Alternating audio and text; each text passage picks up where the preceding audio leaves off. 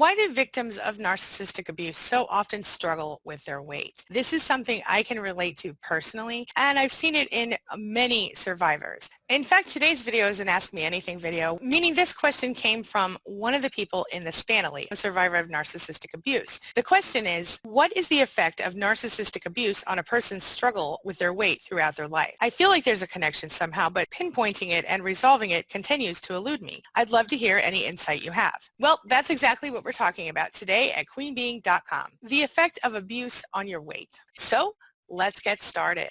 Closed captioning provided by Athena Moberg and CPTSDFoundation.org. My name's Angie Atkinson, and on this channel I offer free daily video coaching to help you discover, understand, and overcome narcissistic abuse in toxic relationships. I like to call it toxic relationship rehab. So if that sounds good to you, hit that subscribe button and let's get going. So this is kind of interesting. For those of us who've experienced weight struggles or even eating disorders and have come from abusive backgrounds, there is a connection. And if we can learn how to deal with those things and heal from them, we literally can fix the problem. One thing that happened to me when I went no contact with my narcissistic parent was that I lost 100 pounds. Now that was intentional, of course, but it was so much easier for me to do it at that time. And of course, here and there I have my struggles. I go up and down a little bit, but ultimately the weight issue is an issue that can be connected directly back to the abuse. It leaves you with a lot more than bad memories. In fact, emotional abuse, verbal abuse, physical abuse, psychological abuse, and even sexual abuse can result in obesity in adults. This is a proven fact, a scientific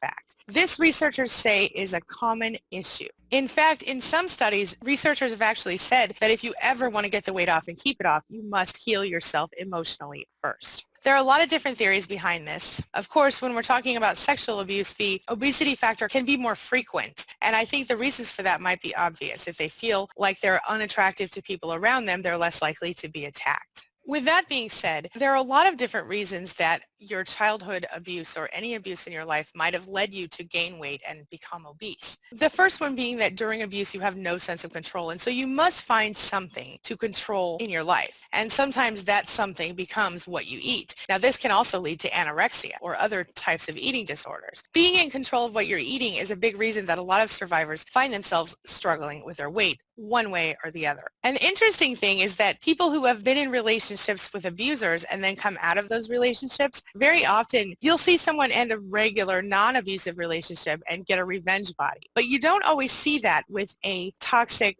relationship, because what you end up with then is a fear that if you're too attractive, you might end up in another relationship and you're not ready for that. So subconsciously, you don't allow yourself to lose the weight. A lot of people, when they find themselves in a romantic relationship, they feel triggered, and this becomes an ongoing issue. So it's easier for some people to just not do that, and they feel like if they don't look attractive, then people won't want them and they won't be tempted to fall into one of those relationships. Another reason is that childhood abuse and long-term relationship abuse can lead you to depression, which of course is linked to our obesity problem. And of course, when you're going through a relationship like this, you might find yourself with kind of disordered eating habits, whether it is to not eat or to overeat, to binge eat. This is an ongoing issue for many survivors. It's important to note that not everyone who is a survivor of abuse is also obese, because again, there can be eating disorders, and then there are some people who are not affected physically in the same way. People who aren't affected through their food intake or their weight. It's other issues for some people. But there is a marked connection, and that's the most important thing to know. If you are struggling with your weight, healing your narcissistic abuse, healing your toxic trauma, the past, the abuse that you've experienced, all of that can lead you to a healthier body and mind. Other signs that the abuse might still be affecting you later are sleeping problems, interrupted sleep patterns, things like that, troubled relationships, excessive stress, triggers. Many things could be related to the abuse that you experienced in your past. The other thing that we have to be aware of as survivors is that the abuse and the trauma, the things that we experienced as children and or abused adults, kind of stick around. The trauma itself doesn't really leave us when it's over. That's why we deal with things like CPTSD. So what's interesting is that studies show that people who struggle the most with weight loss tend to be surrounded by people who aren't supportive of their efforts. And of course, that could clearly relate to a toxic family or a toxic partner. So how do you kind of undo that connection so that you can get healthy again? Well, I actually wrote an entire book about this back in the day called Project Blissful. You can get that on Amazon if you want it. And if you have Kindle Unlimited or Prime, you can read it for free. I'll put the link down there for you in the description. But you've got to heal the broken parts on the inside first. So you might need therapy, or you might need to go through coaching. You want to start to slowly build healthier lifestyle choices into your day, but also to take care of yourself from the inside out, to work on those things that are holding you back.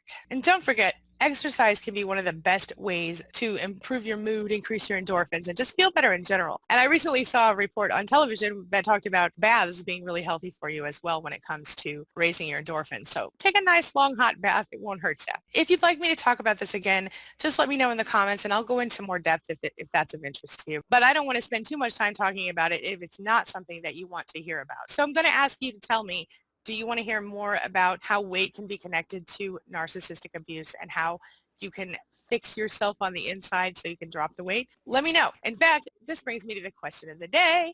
The question of the day is, have you struggled with your own weight as a result of the abuse that you went through? And if so, how are you doing with it now? And what can I do to help you grow forward? Share your thoughts, share your ideas, share your experiences in the comment section below, and let's talk about it. I want to say a really sincere, heartfelt thank you to each and every one of you who subscribes to my channel, shares my videos, likes my videos, comments on my videos. You are all part of my family, and I am so grateful for each of you. Thank you so much. It means the world to me. I can't express my gratitude enough. Honestly, thank you. And while I'm at it, I just want to offer a quick shout out to my amazing channel members, the people who support me through the YouTube channel membership program. Their support allows me to continue to make videos for you every day and to grow my mission to help survivors of narcissistic abuse discover, understand, and overcome the abuse, and then to evolve into the self that they've always wanted to be and to create the lives that they want. This means the world to me because it is literally my life's mission. Thank you so much, Inner Circle. My inner circle includes Nessa, Tiffany, Stephanie, Denise, Deborah, Missietta, Lou, Mental Hilarity, Julie, Michael, Shauna, Kimberly, Jen, Trisha, Stacy, T-Bear, Sylvia Rose, Thoy, Victoria, Julie, Patty, La Precious, Beautiful Purpose, Abraham, Chantel, Ashley, Carrie Ann, Charity, Steph, Dana, Mo Cowboy, Shay, Christina, Ray Ray, T, Christy, Boku, Alda, Smith & Wesson, Ms. Lisa, Martha, Freedom Lee, Mindy, Lynn, Marsha, Linnell, Phoenix, Cherie, Alice, Carrie, Angel, Bible News Radio, Linda, Charlie, Laura, Pierre Lala, Janet, Paul, Delilah, Sarah Lee, Marlene, James F., Trisha, Life's Revival, Lorenzo, Deborah, Roxanne, Susan, and my very first supporter, Angela Falsetto.